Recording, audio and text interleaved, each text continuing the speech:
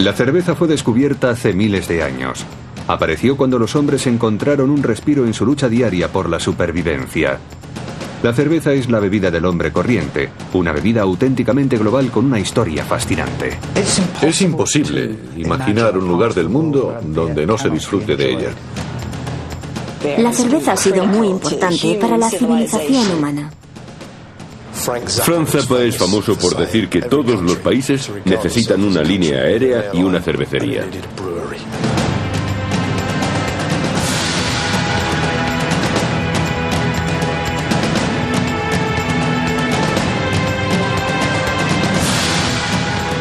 El mundo en un vaso.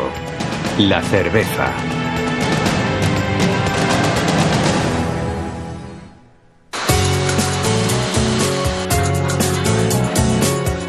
La cerveza es la bebida alcohólica más popular del mundo.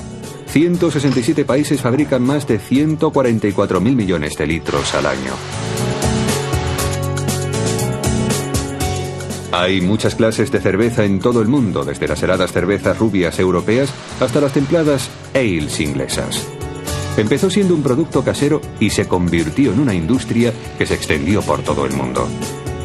Ahora se ha cerrado el círculo. Hay pequeñas industrias cerveceras locales que compiten con marcas globales gigantescas. La historia de la cerveza es la historia de la civilización. Si no fuera por la cerveza, la gente sería nómada. Viajaría de un lugar a otro. No existiría ninguna razón para permanecer en un lugar fijo. Su fabricación se inició hace miles de años en Oriente Medio, en los primeros asentamientos de Sumeria. Fue descubierta casi por accidente. Por alguna razón, el agua se mezcló con grano, con cereales, y alguien decidió beber el líquido resultante. Este líquido fue la primera cerveza. Se cree que los sumerios cocían pan y luego lo humedecían con agua. Después de varios días, la levadura silvestre fermentaba la mezcla y aparecía una bebida alcohólica. La cerveza tuvo una importancia increíble para las personas. La epopeya babilónica de Gilgamesh es un antiguo poema transmitido de generación en generación. Relata la historia de Enkidu, un hombre salvaje que llega a civilizarse por beber cerveza. Es una buena forma de introducirse en las mentes de las gentes de aquel tiempo y saber qué les pareció la cerveza cuando la tomaron por primera vez. Enkidu comió pan y bebió cerveza. Está escrito que se puso de buen humor, muy contento, y que su cara se iluminó. Debió ser una experiencia única, completamente nueva para los primeros productores. Desde aquel instante quisieron reproducir la experiencia probablemente con la mayor frecuencia posible. La gente se reuniría, se sentaría alrededor de un caldero y con pajitas largas beberían de él. Para fabricar cerveza es obvio que necesitaban grano. Los orígenes de la cerveza son los orígenes de la agricultura. Los asentamientos humanos se formaron alrededor de los cultivos necesarios para conseguir pan y cerveza.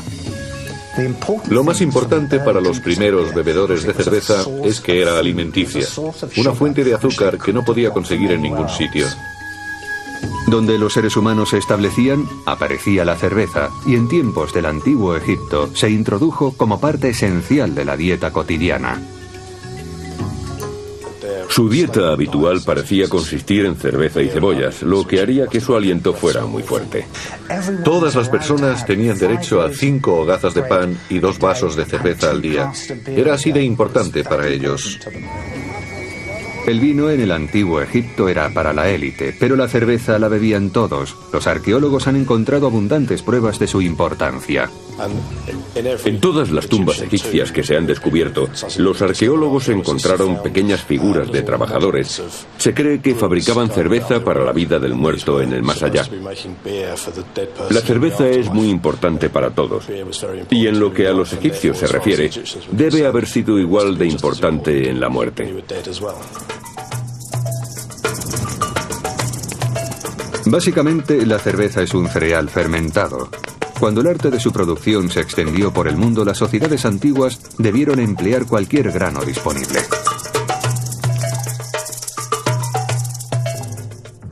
En China se utilizó el trigo para hacer samshu. Los rusos utilizaron el centeno para hacer kwas y en Japón las más antiguas fábricas utilizaron arroz.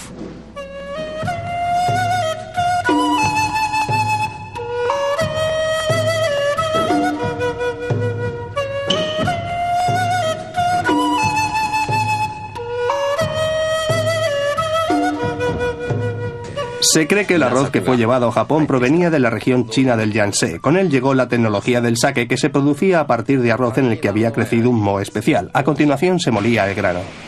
Muchos creen que el sake es un licor o un vino de arroz, pero es una cerveza, un cereal sin destilar. Técnicamente es una cerveza la más antigua de hoy en día. En el Japón antiguo tenía un papel ritual. En las fiestas se ofrecía arroz a los dioses, que lo aceptaban. Tradicionalmente, en Japón, se sirve el sake a los demás, y ellos te lo sirven a ti. Es un rito social muy especial que se conserva hoy en día. El sake se hace en honor a los dioses. Es un acto social que se sigue conservando para disfrutar en compañía. Por ejemplo, cuando se sirve cerveza, lo hacen unos a otros.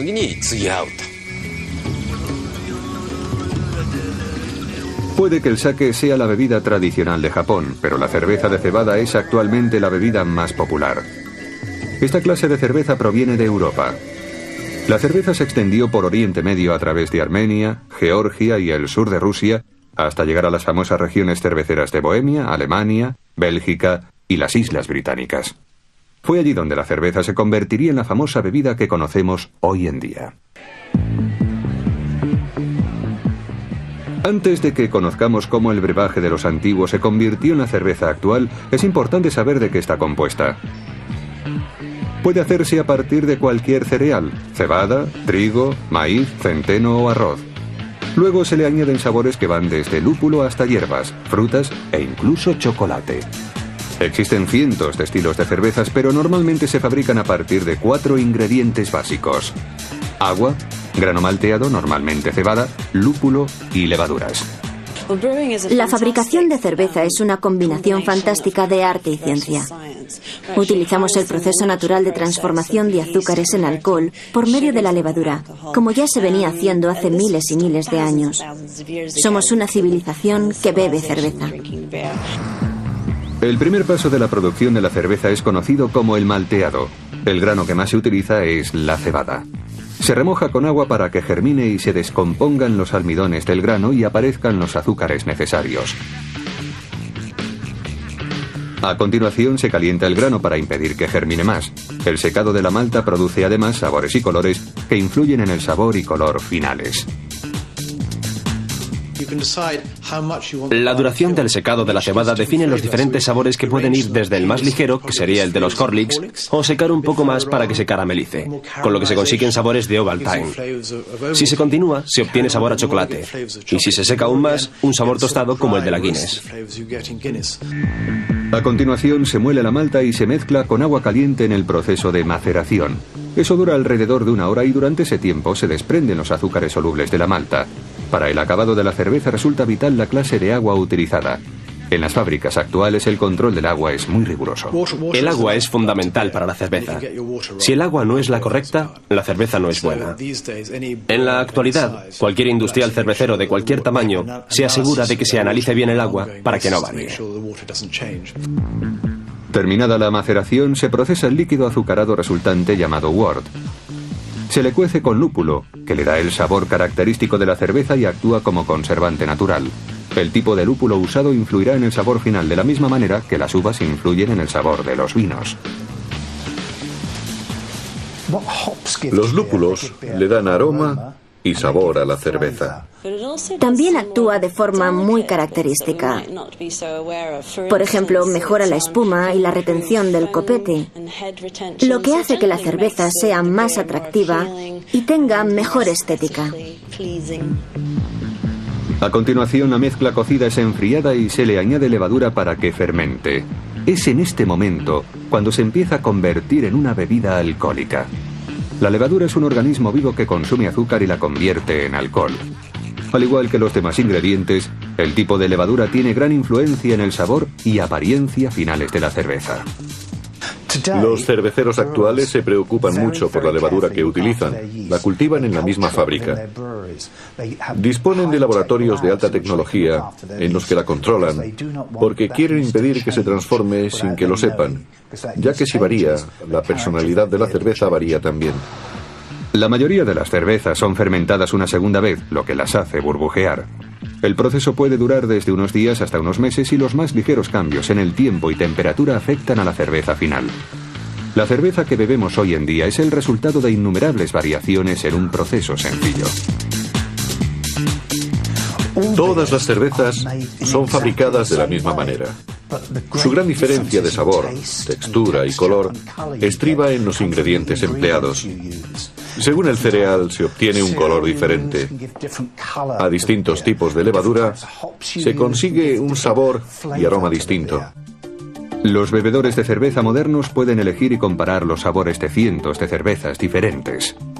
Empezaremos por la Hoegaarden. Los catadores parecían estar reservados a bebidas como el vino y el whisky, pero recientemente se ha empezado a apreciar la complejidad de la cerveza. Al echarla, se nota que tiene mucha espuma. Eso es una característica que la da el trigo. Lo emplean los cerveceros que quieren mucha espuma. ¿Agitas la cerveza para darle más sabor? ¿Qué es lo que quieres saber desde el principio? Primero hay que olerla, porque si la bebes antes se pierde el olfato.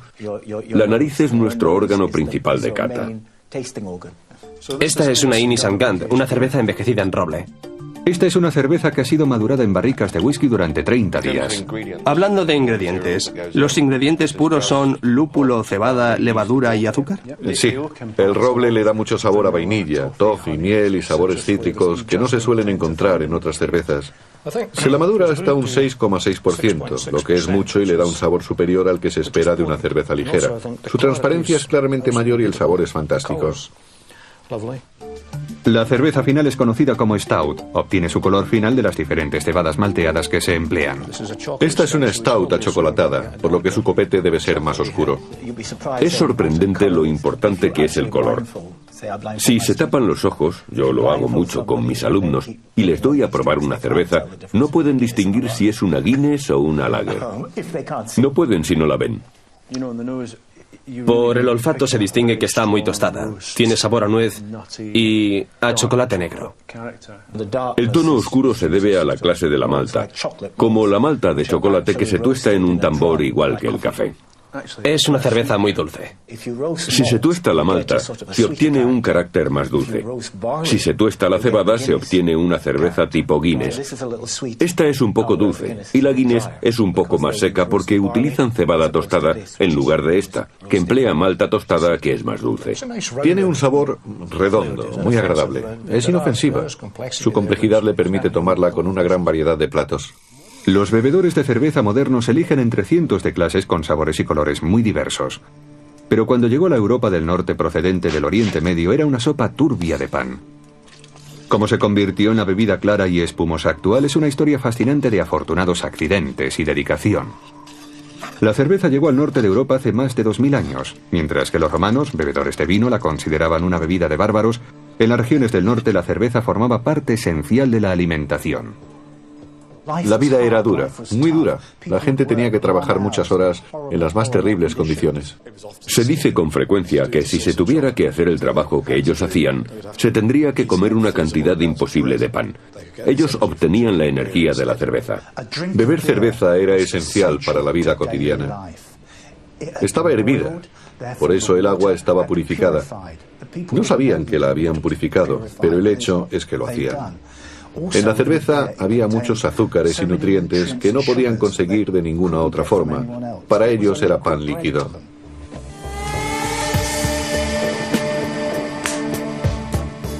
La cerveza tuvo una importancia enorme para los antiguos asentamientos del norte de Europa. En la saga finlandesa Kalevala, 400 versos están dedicados a la cerveza y solo 200 a la creación del mundo.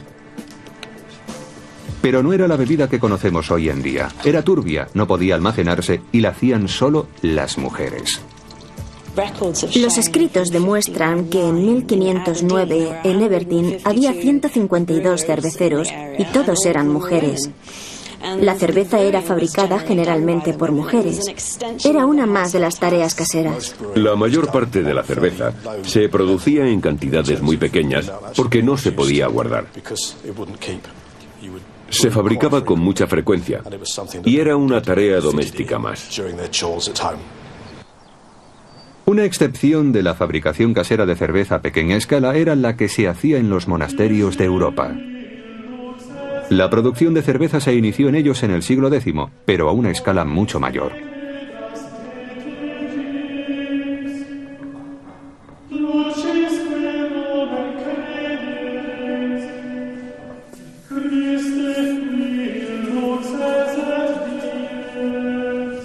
Los monasterios son el origen de muchas de las mejores cervezas mundiales. Los monjes eran personas increíblemente poderosas. Frecuentemente estaban vinculados a la agricultura y recibían regalos de las granjas locales. Además, fueron los creadores de uno de los primeros sistemas hoteleros. Los peregrinos viajaban de país en país en busca de conocimientos religiosos.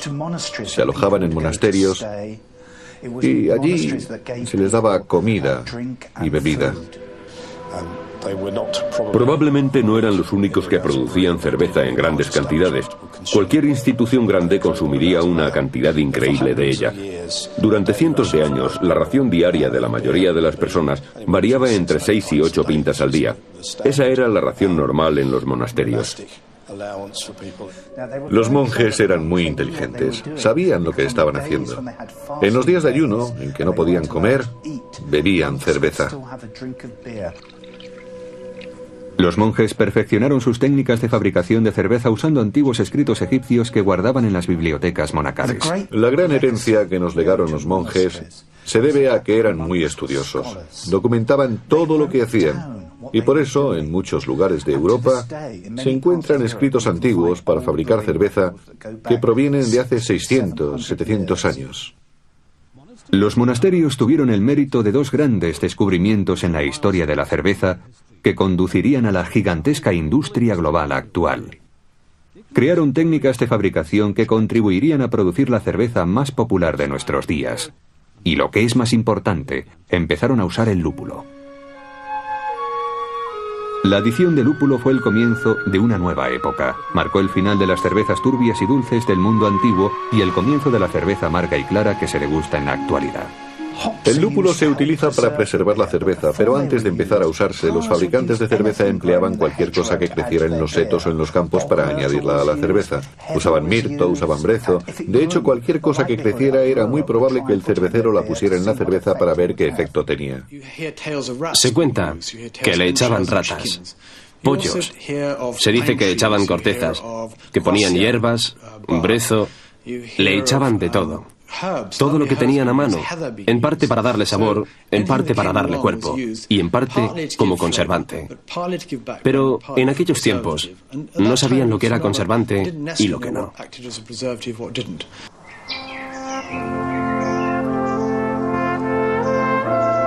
Se descubrió que el lúpulo no solo era un excelente conservante, sino que se cultivaba muy bien y siempre podían disponer de él.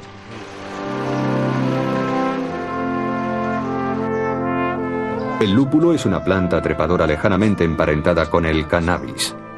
Hoy en día se cultivan muchas variedades distintas en todo el mundo.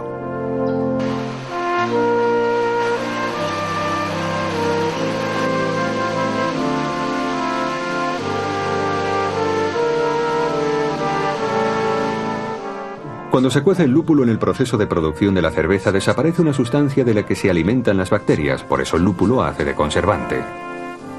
También produce un sabor amargo, una mayor transparencia y un copete espumoso. La cerveza con lúpulo empezó a fabricarse en Alemania y en la Europa continental, pero mucha gente seguía prefiriendo la cerveza sin lúpulo, conocida como ale. La resistencia fue particularmente fuerte en las Islas Británicas. Resulta interesante que en todas las obras de Shakespeare, las referencias a la cerveza son peyorativas. El bebedor de cerveza es un villano que desaparece rápidamente. Shakespeare habla con desprecio de la cerveza. Sin embargo, dijo también que un vaso de ale es digno de un rey. La reticencia de Shakespeare a la nueva cerveza con lúpulo puede provenir de una relación familiar con la industria de la cerveza sin lúpulo. Su padre era probador de ale. Es un trabajo que no existe en la actualidad. El probador de cervezas debía comprobar la fuerza de cada una de ellas. Lo hacía visitando las tabernas y pidiendo que echaran cerveza sobre un banco de madera. Luego se sentaba sobre el charco. Llevaba pantalones bombachos de cuero. Y se dice que cuanto mejor era la cerveza, más pegajosa se volvía. De forma que cuando se levantaba, cuanto mayor ruido hiciese al despegarse, mejor calidad tenía la cerveza. Es una bonita historia, pero desgraciadamente no parece que tenga nada de cierta. Pensando un poco, no tiene sentido que alguien estropease sus pantalones de cuero y el banco de madera para saber si la cerveza era buena. Todo lo que tenía que hacer era probarla. Hacia el siglo XVIII la cerveza sin lúpulo casi había desaparecido.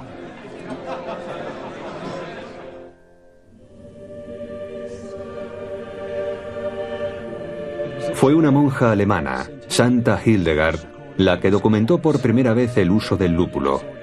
De nuevo son las órdenes religiosas alemanas las que dan el siguiente gran paso en el desarrollo de la cerveza.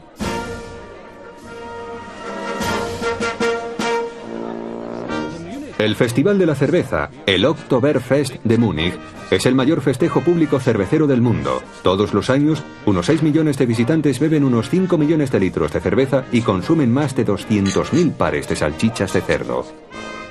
El festival se remonta a 1810, cuando los ciudadanos de Múnich celebraron las bodas del príncipe Ludwig con la princesa Teresa, pero en la actualidad, las fiestas son más famosas por la cerveza. El corazón de la industria cervecera alemana es Múnich, que originalmente quería decir el lugar del monje. Los monjes de los alrededores desarrollaron accidentalmente un nuevo estilo de cerveza llamado lager, que se convertiría en la más popular en todo el mundo. En Múnich, las cervecerías empezaron a almacenar la cerveza en cuevas con hielo. Este método de almacenamiento condujo accidentalmente un nuevo tipo de levadura que dio paso a su vez a una nueva cerveza conocida como lager. Cuando se guardaba en un almacén, o lager en alemán, la cerveza se volvía estable naturalmente. La lager fue creada a principios del siglo XIX por Gabriel Sedlmayr, uno de los pioneros de la cerveza comercial. Se trataba de un cervecero alemán que en 1840 comenzó a incorporar avances tecnológicos a su industria. Introdujo el sacarímetro, el termómetro y la máquina de vapor. Con el sacarímetro medía el azúcar de la cerveza. Con el termómetro comprobaba la temperatura, haciendo más eficiente el proceso. Y con la máquina de vapor movía materiales pesados por su fábrica.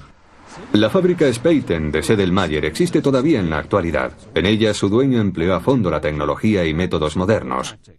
A principios del siglo XIX hizo un poco de espionaje industrial y se fue con un amigo a visitar a otros cerveceros europeos. Vaciaron unas cañas y con ellas agitaban la cerveza cuando la estaban fabricando. A la vista de sus anfitriones, robaban levadura y la cerveza en fermentación para poder llevársela a Alemania y experimentar con ella. Gabriel Sedlmayr creó el estilo propio de las cervezas de Múnich. Son agradables cervezas cobrizas, de color pardo rojizo que delatan al lúpulo que llevan. Es una clase de cerveza que conquistó a todos. La cerveza lager de Sedlmayr tenía un color oscuro. Probablemente los aficionados a la lager de hoy no la reconocerían. Fue otro cervecero alemán, Josef Groll, quien desarrolló las técnicas de Sedlmayr y creó la primera lager dorada en la ciudad de Pilsen, ahora en la República Checa.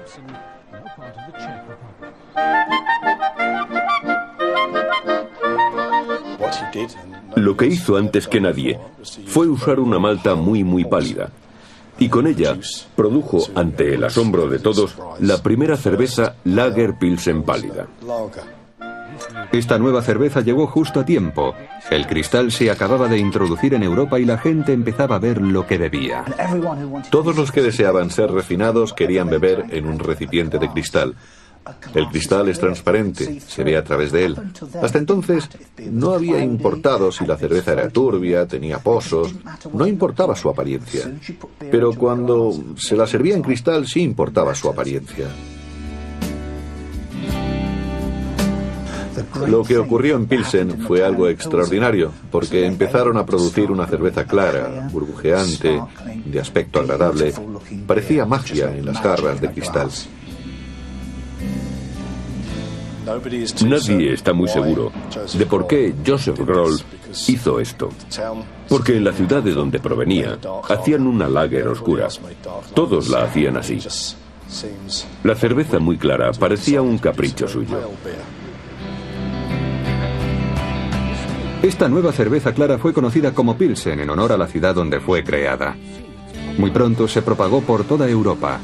En nuestros días, más del 90% de la cerveza mundial pertenece a este estilo de lager dorada. Joseph Groll, al crear la cerveza Pilsen, dio origen a la cerveza moderna. La cerveza moderna estará siempre en deuda con la historia. Un buen ejemplo de Pilsener, una lager estilo Pilsen. Tiene buen aroma. Un buen aroma a lúpulo. Una de las características de esta cerveza y de las Pilsen en general es que saben más a lúpulo. Este es un ejemplo de cómo debe ser una lager según muchos, y sin embargo tiene bastante más sabor que la mayoría. Posiblemente es algo más dulce de lo que se cree que deben ser las lager o a las que estamos acostumbrados, pero está perfectamente equilibrada, con un aroma a lúpulo encantador. Tiene tintes de limonada y mucho pomelo. Chimay es una cerveza belga que los monjes trapenses siguen fabricando. Suelo decirle a la gente que no confíen en nada que hagan los monjes o los cazadores, disponen de demasiado tiempo. Por supuesto. Los monjes siempre produjeron cervezas muy fuertes, porque no podían comer en Cuaresma, y el alto contenido alcohólico les daba mucha energía, lo que les mantenía en pie durante ese tiempo. Esa es también mi excusa. Esta tiene mucho clavo. El clavo fenólico proviene probablemente de la levadura. Sí, la verdad es que se nota. La cerveza final está basada en una vieja receta escocesa que, cosa rara en una cerveza moderna, no contiene lúpulo. ¿Qué es lo que estamos probando, Geoff? Estamos probando una ale de brezo, que es una ale local de Escocia. El brezo se cultiva allí. El lúpulo no crece en Escocia, hace demasiado frío. Tiene cierto sabor floral como a plantas, tiene carácter vegetal. En esta, el aroma predominante, si cierras los ojos y metes la nariz en el vaso, es el del helado de menta con chocolate. Bueno, alimentemos al mundo con helado de chocolate y menta. Cuando la cerveza lager dorada fue inventada a mediados del siglo XIX, se extendió por toda Europa. En las regiones occidentales, sin embargo, no se consumió mucha lager hasta mediados del siglo XX. Las cervezas allí eran todavía un asunto turbio. Irlanda es la tierra de la stout seca y la más famosa de ellas es la Guinness.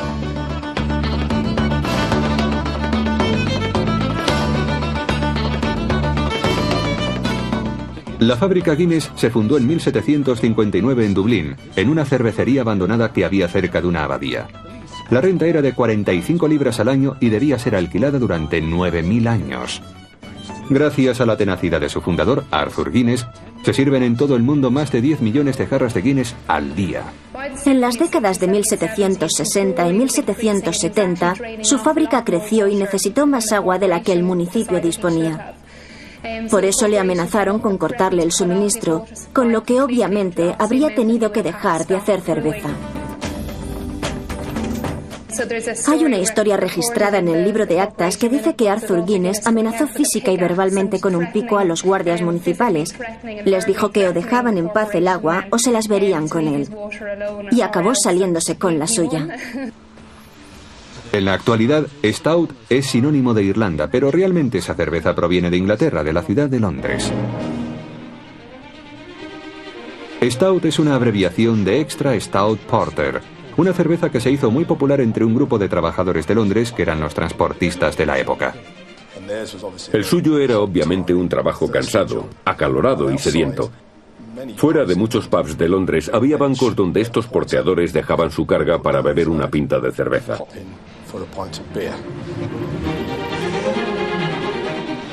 La cerveza que tomaban era muy oscura y muy amarga. Fue conocida por el nombre de los que la bebían, porteadores, porter en inglés. La producción para los porteadores se hacía a escala industrial y los fabricantes competían con cubas cada vez más y más grandes. La fábrica de Meux era tan grande que cuando se inauguró, más de 200 personas vestidas de punta en blanco cupieron en la cuba donde se iba a guardar la cerveza. Así de grande era. En la fábrica de Meux del Londres Central, el deseo de ser mejor y mayor que los rivales tuvo consecuencias desastrosas. Una de las grandes cubas ardió con miles y miles de litros de cerveza dentro. Al romperse, entró en muchas de las casas del vecindario, ahogando a un gran número de personas. La gente estaba muy sensibilizada con el tema. Recogieron a los muertos y los llevaron a un piso, a la habitación del piso de arriba para ocuparse de ellos. La población local, impresionada con el suceso, quería ver a los ahogados por cerveza. Muchos fueron a verles y se armó tal jaleo que el suelo se hundió y hubo más muertos todavía. Durante el siglo XIX, los cerveceros irlandeses tomarían la delantera a los ingleses. Cuando Arthur Guinness fundó su fábrica, producía varias cervezas, pero en 1799 tomó la valiente decisión de fabricar solo la Porter. Arthur Guinness se arriesgó mucho cuando decidió producir solamente la Porter, la Stout Porter, que es una bebida seca, oscura, negra, porque el país prefería en aquel tiempo las cervezas más ligeras, Indian Pale Ale, un estilo totalmente diferente de bebida. Pero insistió, y seguramente su familia probablemente le está agradecida todavía. Mientras la Porter perdía popularidad en el Reino Unido, la Stout Porter irlandesa crecía cada vez más y pronto se exportó por todo el mundo. Se estima que hacia 1930, 1 de cada 10 dublineses dependía directa o indirectamente de Guinness para ganarse la vida. Debía haber unos 4.000 empleados en la fábrica, porque la fabricación exigía mucha mano de obra. Al final de cada malteado o al final de la fabricación, había una sustancia que parecía una papilla en el fondo de las cubas y tenía que ser retirada a mano. Se necesitaba mucha mano de obra. También había unos 300 o 400 obreros en el departamento de tonelería, porque allí se necesitaban también muchas personas para trabajar manualmente. Uno de los incentivos que se les daba a los empleados eran 2 pintas de cerveza al día.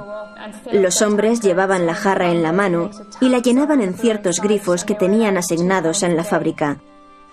Guinness se convirtió en una de las primeras cervezas mundiales y en una marca universalmente famosa. A partir del siglo XIX, la fabricación de cerveza se hizo cada vez más con medios industriales. Era el momento de la producción masiva. La cerveza contraería una deuda tan grande con la ciencia moderna como con la herencia del pasado. Fue un científico, Louis Pasteur, quien conseguiría el más relevante descubrimiento desde el empleo del lúpulo.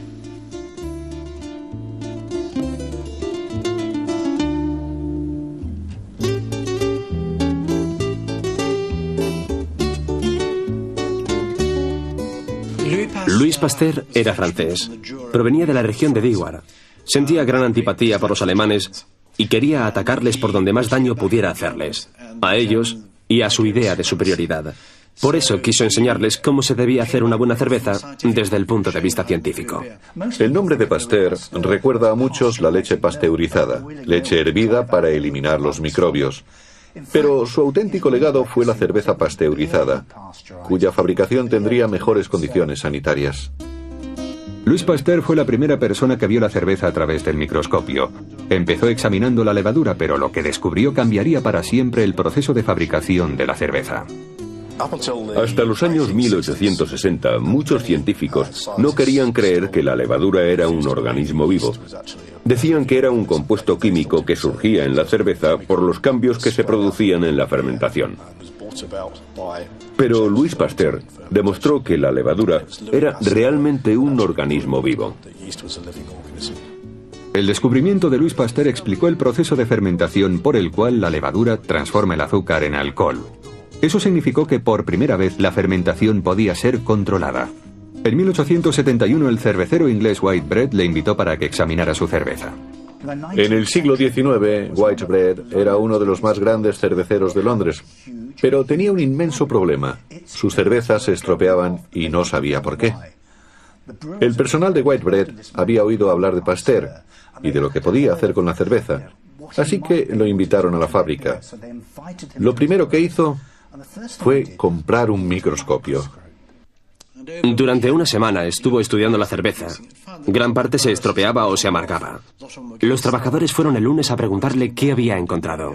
Él les preguntó a su vez si no se les estropeaba la cerveza.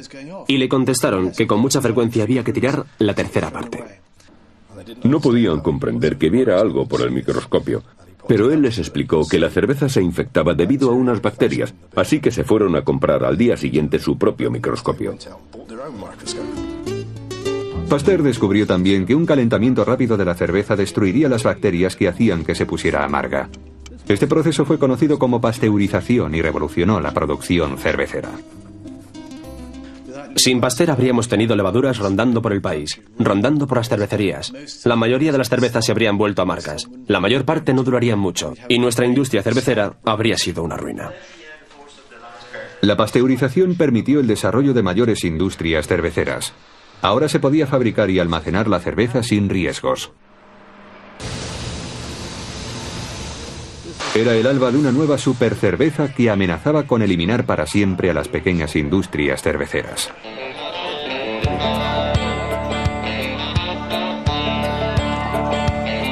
En América, un cervecero llamado Adolphus Busch se preocupaba por introducir todas las innovaciones científicas para conseguir la primera cerveza de su país.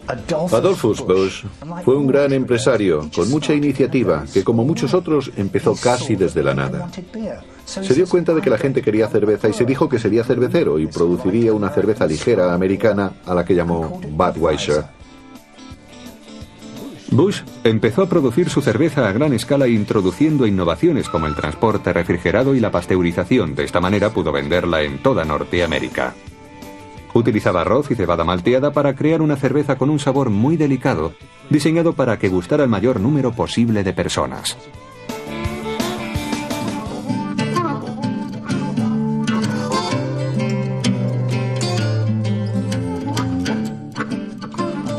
Adolphus Busch, con su compañía Anheuser-Busch, sentó los cimientos de la cerveza comercial que se impondría en la industria cervecera. Por millares, los norteamericanos comenzaron a beber esta nueva, suave y gustosa cerveza. Mientras los pequeños cerveceros, Dios los bendiga, trataban de producir sabores muy intensos y diferentes, lo que el gran cervecero trataba de conseguir era algo que atrajera a mucha gente. Por lo tanto, evitaba los sabores fuertes para hacer una cerveza un poco más delicada y elegante, sin sabores que no gustaran al público. Hubo tiempos en los que los cerveceros producían solo para su ciudad. En Alemania se decía que la cerveza se debía beber viendo la chimenea de la fábrica, pero el mundo moderno ha hecho que esto cambie. A finales del siglo XIX, mientras estaban desarrollando las supercervecerías de Occidente, existía un gran mercado potencial en Oriente donde la cerveza era relativamente desconocida, pero eso estaba a punto de cambiar.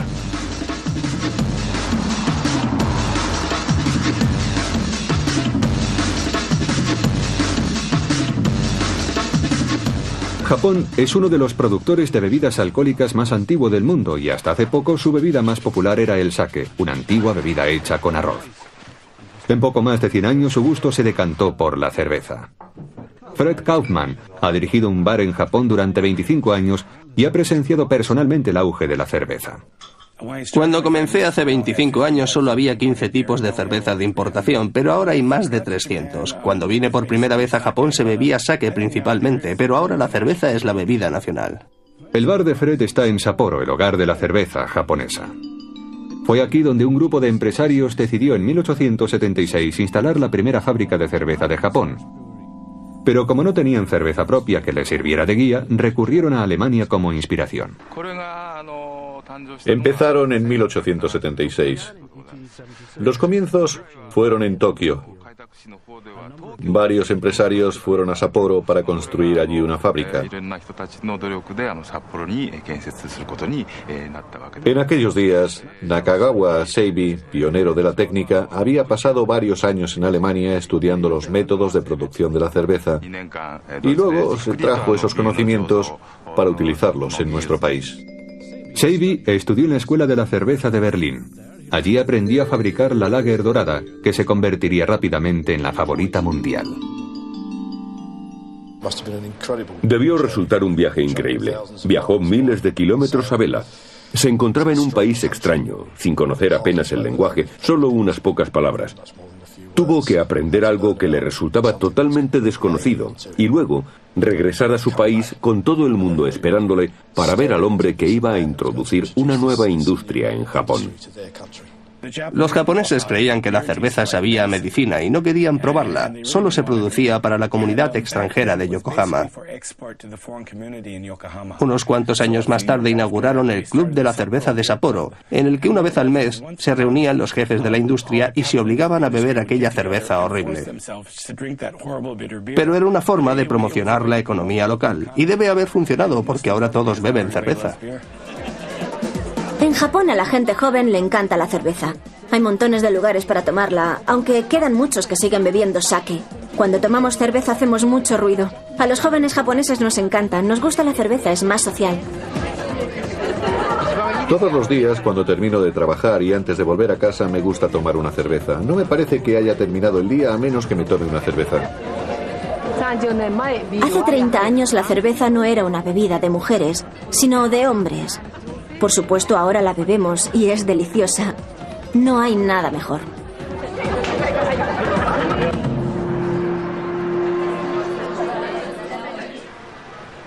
Japón es un ejemplo típico de los muchos países asiáticos que han creado su propia industria cervecera durante los últimos 100 años. A pesar del éxito de la cerveza japonesa, las más populares son importadas. Después de miles de años de historia, los grandes cerveceros corrían el peligro de convertir la cerveza en un producto espumoso masificado con poca más variedad que los refrescos de cola. Están comprando fábricas en China, en Sudamérica y en la Europa del Este, porque quieren convertir la cerveza en algo demasiado comercial. Muchos amantes de la cerveza de todo el mundo se preocupan por el predominio de las grandes industrias. La cerveza corre peligro de perder su identidad, por eso han decidido fabricar la suya propia. Sí, esta es una Heineken. Tienen fábricas por todo el mundo. Según los bebedores de cerveza, las pequeñas fábricas se enfrentan a una fuerte competencia por parte de las grandes empresas internacionales. La textura es muy ligera, muy refrescante. Es la clase de cerveza que te domina. No resulta raro que te tomes varias pintas. El aroma a malta y lúpulo está muy bien equilibrado. No hay ninguno que predomine. No hay nada que no guste en esta cerveza. Esta cerveza no tiene nada que destacar. No va a gustar ni tampoco va a generar odios, pero no será la favorita mundial. Yo no estoy de acuerdo, creo que gustará. ¿De verdad lo crees? Sí. Bueno, puede que llegue a ser el tercero o cuarto fabricante mundial. Ford es el principal fabricante de coches del mundo, pero a mí no me gustan sus coches. Pero mucha gente compra un Ford. Pasemos ahora de los grandes fabricantes a los pequeños fabricantes. Bien, ¿probamos otra? Probemos la Eye of the Hawk, un nombre atractivo aunque solo sea eso. The Eye of the Hawk procede de Mendocino Brewery, California, una de las primeras cerveceras pequeñas norteamericanas. Lo que huelo por primera vez es exactamente lo que recuerdo de las cervezas pequeñas norteamericanas respecto al lúpulo, la levadura. Es un poco turbia. Si utilizan demasiada malta y demasiado lúpulo, acaban así. Pero no tienen nada de malo. Es una cerveza que se toma en cantidades moderadas y el fabricante lo tiene en cuenta. Es como solía ser la cerveza. Tenemos la Dead Guy Ale de Rogue Brewery de los Estados Unidos. La Rogue Brewery fue creada por uno de los fundadores de Nike. Para mí tiene mucho de lichis. Es un aroma que casi se mastica. Estos fabricantes son casi místicos de su producción, por la forma en que la hacen y cómo la hacen. Sí, estoy de acuerdo. Es casi imposible estar con esta gente en una habitación sin hacerse entusiasta de la cerveza. En los últimos 30 años se ha iniciado un nuevo capítulo en la larga y rica historia de la cerveza. Si fue América la que creó una de las primeras factorías cerveceras industriales, es también la vanguardia de una revolución callada con una serie de pequeñas fábricas en la California del Norte. La primera la creó Jack McAuliffe en 1976. Había servido en una base naval de Escocia y allí descubrió las cervezas tradicionales británicas. Cuando regresó solo encontró una de ellas en los bares, pues no tenían más que la lager americana fabricada industrialmente. Así se dio cuenta de que los americanos se estaban perdiendo algo. Don Barclay, entonces recién salido de la Universidad de la Cerveza, recuerda cómo empezó todo. Los primeros días en New Albion Brewing Company fueron una gran experiencia, una experiencia única. Los grandes cerveceros nos decían: ¿qué hacéis? Eso es imposible. ¿Cómo pensáis superar a Anheuser-Busch o a Miller o a Coors? Y les decíamos que hacíamos una cerveza única, algo diferente para nuestros pubs locales. En 1976 había solamente 16 fábricas de cerveza en Norteamérica. La New Albion Brewery fue la primera fábrica pequeña y los amantes de la cerveza la observaron con interés. Cuando empezamos, no nos dimos cuenta de la importancia que adquirirían las fábricas de cerveza pequeñas. Sabíamos que íbamos a conseguir un buen producto y que le iba a gustar a la gente, pero no creímos que llegaran hasta donde han llegado. La New Albion se convirtió en la Mendocino Brewing Company e inspiró a una nueva generación de pequeñas cerveceras repartidas por toda Norteamérica que cambiarían para siempre el mundo de la cerveza. Pusieron más lúpulo del que una cervecera europea habría puesto. Emplearon cebada y otras maltas de forma diferente que en Europa. Como resultado, ahora tenemos unas cervezas con un fantástico sabor. Ahora, con la explosión de las pequeñas cerveceras, que en los Estados Unidos son literalmente miles y miles, y eso es muy importante, podemos pasar por nuestro bar local en cualquier lugar de América y tomar una buena cerveza.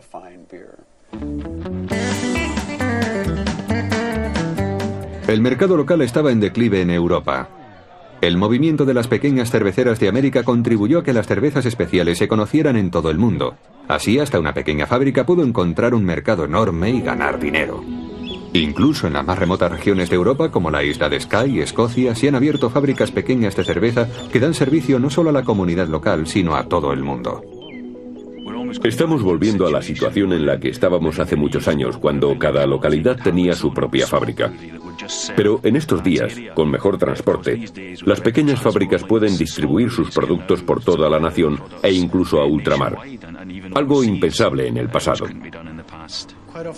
Con frecuencia, en los primeros días, solo trabajan en la fábrica 1, 2, 3 o 4 personas. Hoy en día ocurre casi lo mismo, pero tienen mucha fuerza, porque están cada vez más en contacto con los granjeros locales. Los lugareños están en contacto con los cerveceros y los consideran una fuente local de alimentos que se encarga del suministro. Como seres humanos, tenemos espíritu de comunidad y nos sentimos orgullosos de ella y de nuestro vecindario. Por eso el cervecero pequeño parte de su legado, hace que la gente vuelva a su comunidad y se sienta orgullosa de ella. El aumento del número de cervecerías se traduce en que hay muchos más tipos de cerveza que antes. Hay cerveceros que buscan nuevas recetas, nuevas maneras de conseguir otros estilos y sabores. Pero hay otros que estudian los libros de historia para conocer las cervezas de hace 100, 200 años. Cada vez hay más compañías cerveceras que producen cervezas muy buenas, algunas de las cuales utilizan recetas antiguas, mientras que otras prueban con nuevas. Algunas adoptan ideas del continente. Los clientes disponen de una amplia gama de sabores, y esa es probablemente la consecuencia más importante del movimiento de las pequeñas cerveceras. Han educado el paladar del público. En 8000 años, los humanos han pasado de ser cazadores-recolectores a personas civilizadas con una rica cultura. La cerveza les ha acompañado desde el principio y ha cerrado el círculo pasando por la industrialización para volver a sus raíces. Independientemente de lo que ocurra en los próximos 8000 años, estamos seguros de que la cerveza continuará teniendo un futuro muy importante en nuestra vida. Un mundo sin cerveza sería un lugar muy aburrido. Un mundo sin cerveza sería un mundo sin sonrisa, sin una buena conversación y sin buena compañía. No puedo imaginar un mundo sin cerveza. Sería un lugar muy insípido. Un mundo sin cerveza sería un lugar muy, muy triste para vivir. Creo que la cerveza es como la leche materna de la humanidad.